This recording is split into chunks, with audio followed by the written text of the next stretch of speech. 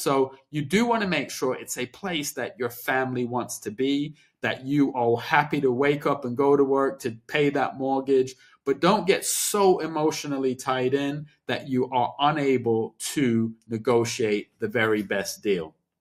A few things to stop, start, and continue. So stop applying for credit once you start the process.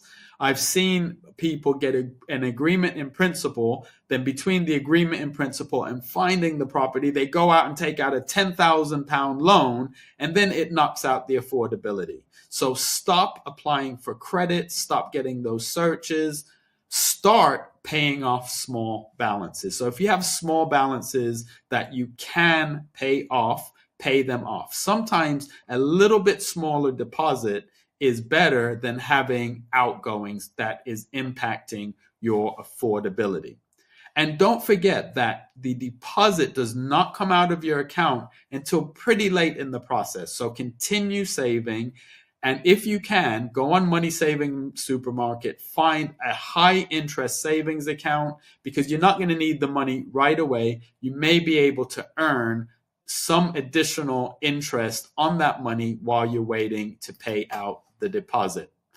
Don't forget about additional expenses, especially if you've been living at home and not had the responsibility of having your own home. Don't forget that when you purchase your own home, you're responsible for everything. So don't forget about stamp duty, legal fees, moving costs, protection or insurance, and potential repairs and renovations. Most people are going to exhaust most of their savings when they purchase a property. So if your boiler breaks, if the roof falls in, things that could happen, make sure that you have those things. Make sure that you're considering those things.